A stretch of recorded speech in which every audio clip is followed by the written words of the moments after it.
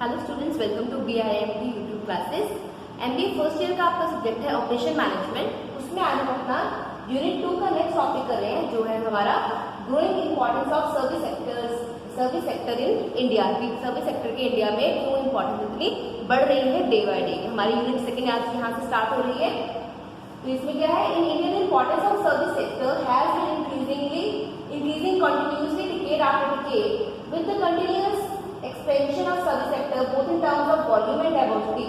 The importance of service sector has been increasing at a high speed. कि दो मतलब diversity में भी बढ़ रही है और साथ के साथ इसकी एक्सपेंशन भी हो रही है, उसका वॉल्यूम भी बढ़ रहा है। इससे सर्विस सेक्टर जो है इंडिया में ग्रोथ कर रहा है, वो भी वेरी हाई ग्रोथ रेट के साथ। ठीक है, the following are some of the importance of service sector in Indian economy. की सर्विस सेक्टर की इंडियन इकोनॉमी में क्या क्या इंपॉर्टेंस है वो हम कर रहे हैं। First is contribution of GDP यानी ग्रॉस डोमेस्टिक प्रोडक्ट। उसके अंदर सर्विस सेक्टर का बहुत ही ज्यादा कंट्रीब्यूशन है। The share of total service sector in India's GDP which is constituted by trade, hotels, transport, storage and communications, banking, insurance, real estate, community and personal services, but excluding construction, increased from 28.5% in 1950-51 to 31.8% in 1970-71 and then finally 51.3% in 2013-14। ये 2013-14 तक का data है। ये इसमें बताया गया है जो सर्विस सेक्टर की कंट्रीब्यूशन है जीडीपी में 51.3% तक पहुंच गई थी 2013-14 में। अब जो ये 7 इयर्स मोर जब हमारे और आगे हो गए हैं तो उसमें यानी कंट्रीब्यूशन और भी बढ़ गई होगी। इसमें अभी हमने कंस्ट्रक्शन साइट्स को एक्सक्लूड किया हुआ है, उसके अंदर इंक्लूड नहीं किया हुआ है। बाकी सारी सर्विसेज जो भी है हमारी इंफ्रास्ट्रक्चर से रिलेटेड वो सारी हमने इसके अंदर इंक्लूड की हुई है सर्विसेज, यानी जो हम सर्विसेज प्रोवाइड कर रहे हैं।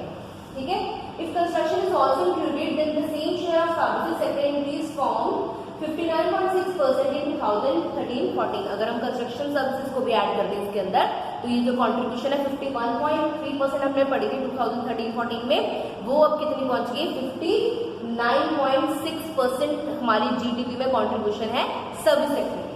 इसके साथ है हमारा higher CAGR and rapid growth of services sector.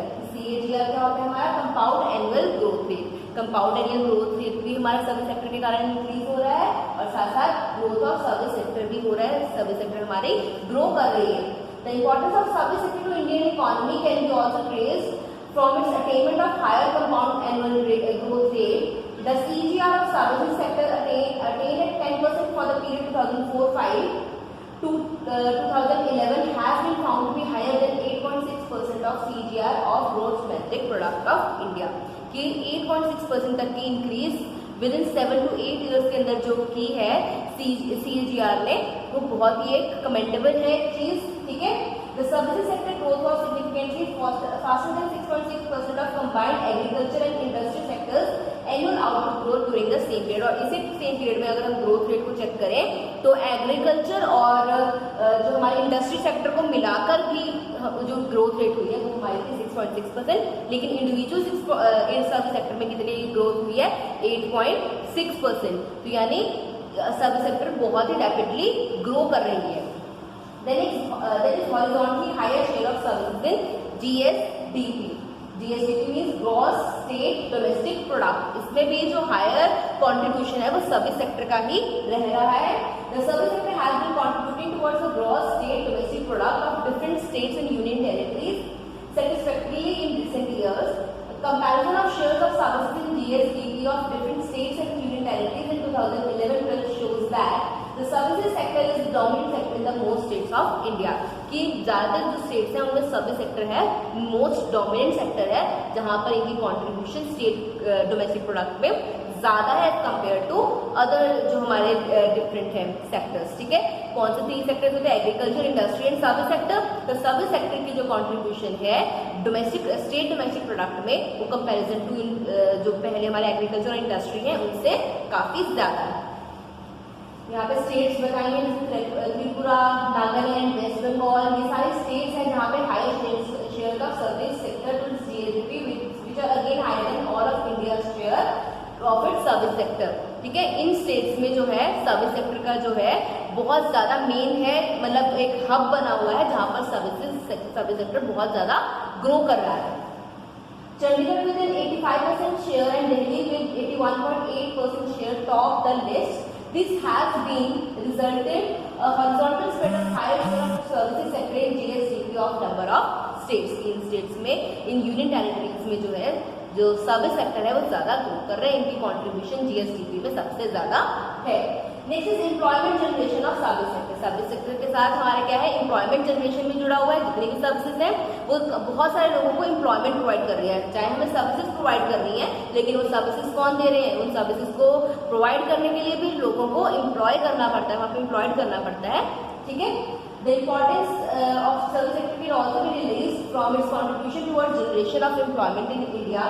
Although the primary sector is the dominant employer followed by the service sector, the share of services sector has been increasing over the years and that of primary sector has been decreasing. जो share है primary sector not doubt कि सबसे ज़्यादा वो employment provide करता है, लेकिन service sector भी उसके बाद सेकंड नंबर पे आता है, लेकिन जो उसकी कंट्रीब्यूशन है वो डे बाय डे इंक्रीज हो रही है। From 1993 to 94, 2009 to 10, there has been a sharp fall in the share of private sector in employment from 64.75% in 1993 to 94 to 53.2% in 2009-10 की मतलब इतना उन्हें फॉल हुआ, डिक्रीज हुआ है। और as compare to service sector जो हमारा है, अगर सर्विस और कंस्ट्रक्शन सेक्टर्स को हम इंक्रीज मतलब कंबाइन कर लें तो पहले जो हमारा 19.70% होता था वो अब इंक्रीज होके 25.30% हो गया हुआ है। ठीक है, और कंस्ट्रक्शन साइड का जो सर्विस प्रोवाइडर जो हमारे थे 3.12% थे, अब 9.6% हो गए, मतलब उनमें इंक्रीज हो रही है। सर्विस सेक्टर में जो एम्प्लॉयमेंट प्रोवाइड कर रहे हैं और जो प्राइमरी सेक्टर है उसमें डिक्रीज हो रहा है। ठीक है, next is contribution to India service trade. जो सर्विस ट्रेड है, जो मतलब सर्विसेज ट्रेड को भी बहुत सारा कंट्रीब्यूशन दे रही है। ट्रेड यानी जो हम इंपोर्ट एक्सपोर्ट में भी या फिर बिजनेस में भी यूज करते हैं, उसके लिए भी सर्विसेज सेक्टर, जो सर्विस सेक्टर है हमारा, बहुत ज्यादा कंट्रीब्यूट कर रहा है। The services sector is also playing an important role sector in raising the volume of export in the country. के एक्सपोर्ट्स बढ़ रही है सर्विसेज सेक्टर की हेल्प से। Thus India is moving towards the service led export growth in recent years. During 2004 to 2005 and 2008-9, as per the balance of payment data, merchandise and service exports grew by 22% and 25.3% respectively. कि जो हमारा services sector का जो है export हम कर रहे हैं, सर्विस लेड हमारा एक इंडिया बन रहा है एक्सपोर्टर, तो उसमें जो ग्रो किया है 22% से 25.3% तक हम ग्रो कर चुके हैं। ठीक है, again India share of services export in the world export of services which increase from 0.6% in 1990 to 1% in 2000 and further to 3.3% in 2011। 2011 तक 3.3% ओवरऑल पूरे वर्ल्ड का जो सर्विस प्रोवाइडर एक्सपोर्टर है, इंडिया की कंट्रीब्यूशन 3.3% तक पहुंच चुकी है। ये भी अपने आप में बहुत बड़ी अचीवमेंट है। Next is contribution towards human development. कि सर्विसेज के थ्रू हमारी ह्यूमन डेवलपमेंट में भी बहुत कंट्रीब्यूशन दे रहा है service sector. Service sector has a lot of contribution towards human development in our country.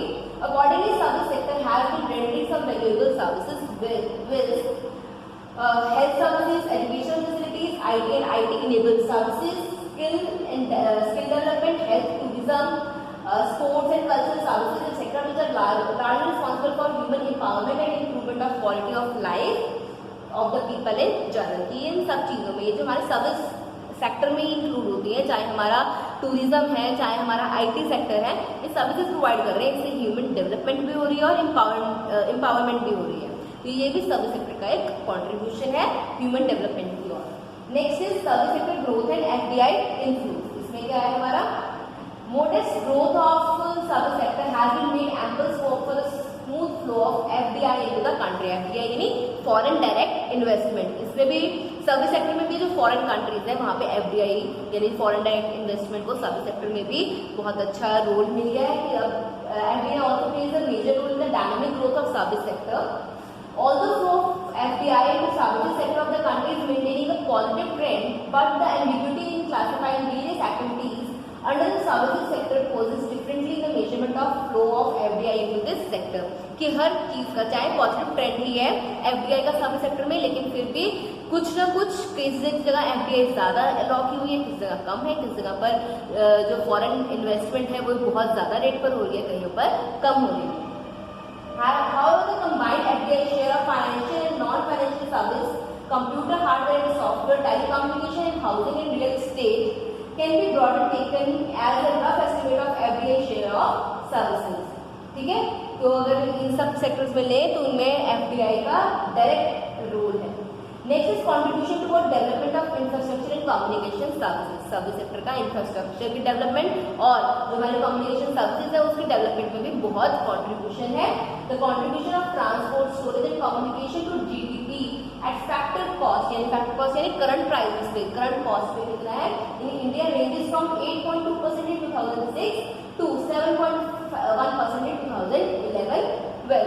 इन सब में मतलब जो जीडीपी एट फैक्टर कॉस्ट हमारा यहाँ तक पहुंच चुका है 7.1% तक। ठीक है, next is contribution towards growth of IT and ITES. ITES मतलब आईटी इनेबल्ड सर्विसेज, आईटी यानी information technology. The service sector has also paved the way for a continuous growth of its IT and IT-enabled services sector, and thereby helping the economy of country to attain higher growth, both in terms of GDP share, employment, exports, etc., which has put India on the global map. The IT and ITES sector of the country has developed an image of a young and resilient global knowledge power and has earned a brand identity in this sector. यानी उसमें भी India ने अपना एक अलग mark set किया है। The IT and ITES industries 4 major components, ये इंपॉर्टेंट है आपके लिए टर्म जानना कि 4 मेजर कंपोनेंट्स कौन से होते हैं।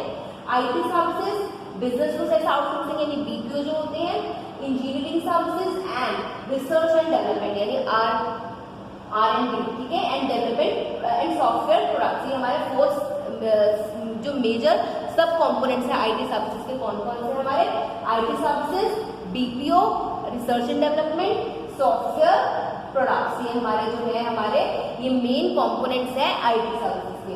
As a propagation of national GDP, IT and ITES sector revenues have grown considerably from 1.2% in 1997-98 to an estimated 7.5% in 2011-12।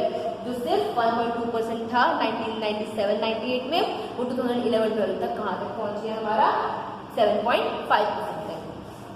Next is contribution towards development of some social services. Social services की और भी हमारे services का contribution है उनकी development में भी। Service sector is also playing an important role in the development and expansion of some social services like sports, cultural services, etc. Sports promote physical fitness and develop human personality, which also played an important role in national identity, community bonding and international bonding। इन सब में हमारे sports का बहुत important role है। एक तरीके की social services हैं, ठीक है, जो विलिंगली लोग देते हैं अपनी कंट्री के लिए, जो प्ले करते हैं, ठीक है। Moreover, cultural activities or services include recreation and entertainment and radio and TV broadcasting besides other related cultural services. To meet the objective of pursuing and promoting all forms of art and culture, a variety of activities are being undertaken by the government of India। ठीक है, तो इससे हम क्या contribution निकाल सकते हैं कि सर्विस सेक्टर हमारा बहुत ही कंट्रीब्यूट कर रहा है ओवरऑल डेवलपमेंट की कंट्री के लिए। ठीक है, finally the country like India having a large size of population and presently enjoying the merit of population dividend in the form of growing proportion of working age population, the prospect and potential of the service sector is generating income and employment for its people is quite bright। क्योंकि जो हमारा population growth के साथ साथ अगर हम population dividend या उसके प्रोपोर्शंस की बात करें तो जो हमारा वर्किंग एज वाला जो क्राइटेरिया है उसमें सबसे ज्यादा पॉपुलेशन इस टाइम रेस्ट कर रही है, मतलब पॉपुलेशन आ रही है इसके अंदर। मोस्ट ऑफ द पॉपुलेशन हमारी वर्किंग एज की है, तो इससे हमारा सर्विसेज को अगर हम और ज़्यादा इन्हेंस करेंगे, सर्विस सेक्टर को और बढ़ाएंगे, तो इन सब वर्किंग जो एज वाले पीपल हैं उन्हें एम्प्लॉयमेंट भी मिलेगी, उनकी डेवलपमेंट भी होगी और ओवरऑल कंपनी का जो जीडीपी है वो भी इंक्रीज होगा। इसके साथ ही हमारा ये टॉपिक खत्म हो रहा है यूनिट 2 का फर्स्ट टॉपिक कि सर्विस सेक्टर का इंडिया की इकोनॉमी में क्या कॉन्ट्रीब्यूशन है। आप एक बार इसे पढ़ लीजिए, जो भी परसेंटेजेस वगैरह हैं या क्या क्या कॉन्ट्रीब्यूशन है एक बार पढ़ लीजिए, और जो हमने मेन इसके अंदर जो चीज थी वो था हमारा कि कौन कौन से इसके सेक्टर्स हैं, कौन से कॉम्पोनेंट्स हैं I2 के। तो एक बार जो भी आपको प्रॉब्लम हो पढ़ने के बाद आप एक बार पूछ सकते हैं। ठीक है, that's it for today, thank you, have a nice.